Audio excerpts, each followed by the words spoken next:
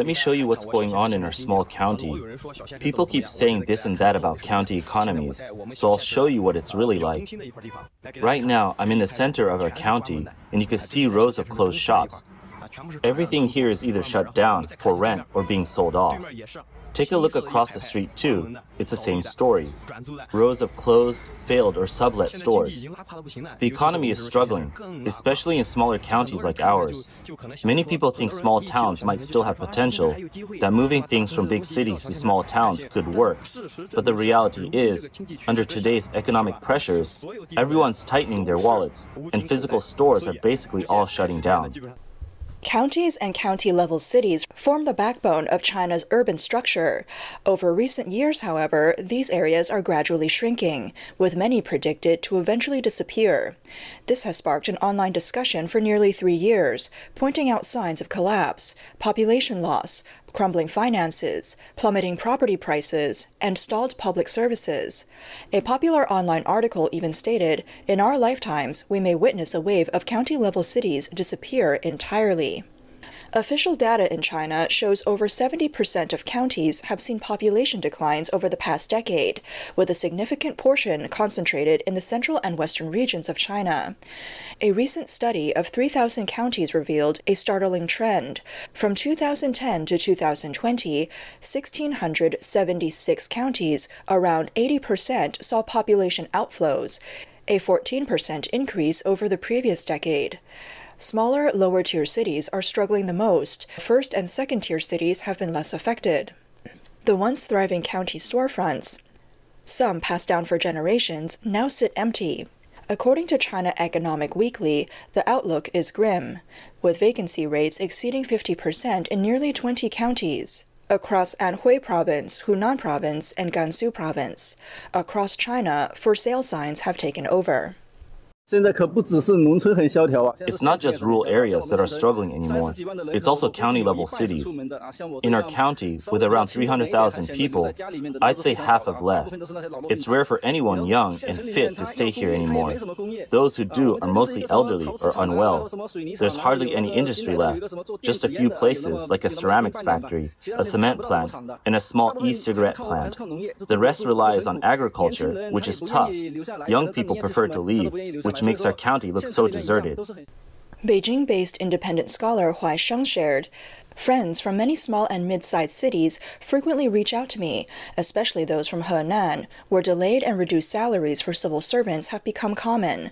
Women working in government offices have explicitly told me they've had to cut back on spending, avoiding new clothes and travel. The current economic situation and future outlook are truly worrying." China's economy is in a stagnant phase. Not only are major cities facing commercial decline and high unemployment, but many county-level cities are also struggling, lacking strong industries to support enough local employment opportunities. The situation is even more concerning as the government's zero-COVID measures over the past 3 years have drained local finances. A report by China's National Finance and Development Laboratory highlighted that in the first half of this year, the fiscal self-sufficiency rate across China's 31 provincial-level regions has dropped compared to 2015. Nearly half of these regions saw declines of over 10%, and in half of them, fiscal self-sufficiency rates have fallen below pre-pandemic levels. Approximately one-third even dipped below last year's figures. Fiscal self-sufficiency, defined as the ratio of general public budget income to public budget expenditures, has been shrinking as spending outpaces income, leaving local governments with less revenue to cover expenses. At the county level, poorer provinces are in particularly dire straits. In Guizhou, for example, none of the 88 county-level divisions achieved a self-sufficiency rate above 100% in 2022. Renhuai City, home to the famous Maotai liquor, had the highest rate at just 87.6%, while Rongjiang County has the lowest rate at 4.7%. This means that every county in Guizhou is dependent on financial support from higher-level government funds. However, With even once wealthy provinces facing financial strain, transfer payments are becoming scarce. Between January and July this year, among 31 provinces, only Shanghai had a surplus, while the other 30 operated at a deficit. Guangdong, a former economic powerhouse, recorded a deficit of 213 billion yuan. Yet, despite these circumstances, the central government prioritizes political agendas, channeling funds to Africa while leaving local governments to fend for themselves. Many counties can no longer sustain their public workforce. According to Chinese state media, the public sector workforce comprises three main groups: those in party and government institutions, employees in various public service units, and retirees from these institutions. Each group represents a significant financial burden. A case in point is Foping County in Hanzhong City, Shanxi. With only 26,000 residents, just 8,000 in the town center, it still has nearly 3,000 government-supported staff positions. This means, on average, every 8 residents support one government worker. In 2022, Foping County's general budget income was only 24.8 million yuan, while expenses reached over 1 billion yuan, with wages alone costing 272 million yuan, far exceeding the county's entire annual income. During the 2021 two sessions, a national committee member of the Chinese People's Political Consultative Conference and vice chair of the Shanxi Provincial Committee revealed shocking statistics. In one county, the ratio of civil servants to citizens was as high as 1 to 5, meaning 5 residents financially supported each public servant. In Chengwu County, Shandong, a 2023 report showed that pension funding for 8,800 public section retirees totaled nearly 800 million yuan, while the pension fund for 120,000 residents was only 250 million yuan. Agricultural issues expert Li Changping found, while traveling across China's counties, that industrial parks are deserted, real estate is lifeless, but dining and entertainment remain active, supported by a large number of civil servants. In 2017, Yang Shaozheng, a former economics professor at Guizhou University, wrote overseas about the strain of funding the party with public money. He estimated that 20 million people were financially supported in party roles alone, costing around 20 trillion yuan annually. He warned that if this continues, Chinese society will eventually collapse. Beyond this, some officials have borrowed recklessly for costly, unfinished projects. In Dushan County, Guizhou, unfinished developments like the world's tallest water bureau building have contributed to 40 billion yuan of debt. In September this year, the Chinese authorities reported that by the end of 2023, official government debt exceeded 70 trillion yuan. However, the larger unofficial debts were not disclosed. Economic difficulties are prompting some provinces to dismantle the secure jobs of small counties, starting with non-permanent staff. Estimates suggest that there are over 20 million non-permanent employees nationwide. In April, Yongchun County, Fujian, ordered layoffs for temporary staff exceeding 10% of official staff. Last year, places like Shiyan in Hubei, Ordos in Inner Mongolia, and Harbin in Heilongjiang also cut non-permanent staff, such as Daoxian County in Hunan, laying off 1,000 people. Cuts have accelerated in 2024, even impacting official staff in smaller counties. In Shanxi, for example, staffing members have been sharply reduced in several counties, with reductions from 50% to 80%. Prominent financial commentator Xi Min stated in July that 441 counties across the country are drastically reducing their staffing to relieve fiscal burdens. Even civil servants are feeling the pinch, with many voicing frustrations on social media. They report wage cuts of up to 30%, the disappearance of year-end bonuses and allowances, especially in smaller cities and counties. The tax system's wages have been slashed by half, and even last year's bonuses are being taken back. It's really harsh. We used to get around 4,000 in performance bonuses, but now it's barely over 1,000, and they're making us return last year's bonus too. It's incredibly tough. When local governments run out of money, they find ways to raise funds through fines.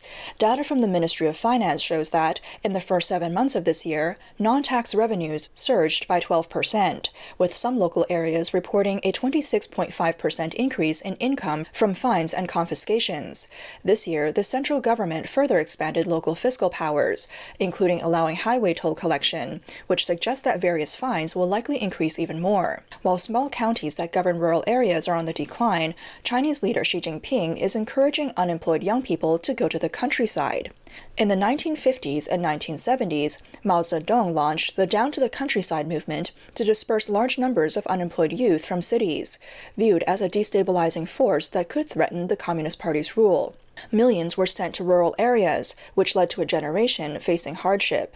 Today's widespread youth unemployment poses a similar challenge for the government. After the white paper protests at the end of 2022, the authorities are even more eager to send young people back to rural areas. This year, China saw a record 11.8 million college graduates. According to a study cited by Caixin last year, Peking University Associate Professor Zhang Dandan estimated that China's real youth unemployment rate has reached as high as 46.5% in March 2023, far above official figures. Last year, state media repeatedly promoted Xi Jinping's directive, encouraging urban youth to work in rural towns to revitalize the countryside. For instance, Guangdong province organized a program sending youth to rural counties, aiming to have 100,000 young people relocated by the end of 2025. In the past 2 years, some people have indeed returned to their hometowns due to difficulties finding jobs in cities. I don't understand what's happening in our rural area these days. These are young people who've worked outside for years. Now it's only September, and at least 20 have come back to our village early, mostly after working along the coastal areas like Guangzhou. The era of migrant work seems to be ending. Over the next 3 years, there may be no jobs left.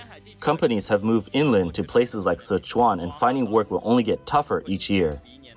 A woman from Hebei who was born in the 1980s shared that friends returning to rural areas are doing so because jobs are hard to come by in both large and mid-sized cities, and public sector wages are being reduced. She explained, "At least in the countryside, we have some land. Families grow vegetables and swap produce with each other." Ignatius Lee, a young scholar in international relations from the UK, believes that population flow in both directions is normal. But economic challenges are the real issue for those returning. How will they live? What jobs will they find? And where will their children go to school? Quality educational resources are concentrated in big cities, leaving rural areas at a disadvantage. Official Chinese data claims that the urban unemployment rate averaged 5.1% in the first half of this year. However, migrant workers, the largest unemployed group, are not included in this urban unemployment rate. Many people who occasionally return to rural areas say that the countryside is filled with the sounds of mahjong games, as those who have returned have little to do and end up gambling. Davy Jun Huang, a Chinese-American economist, points out that in China, the land is owned by the party, and farmers lack freedom and land ownership. He said, "Whether in cities or rural areas, as long as the Communist Party maintains one-party rule, people will never truly have peace, and that's the root of the problem." Despite China's overall economic downturn and the decline of small countries, big cities continue to expand, creating a simultaneous contrast.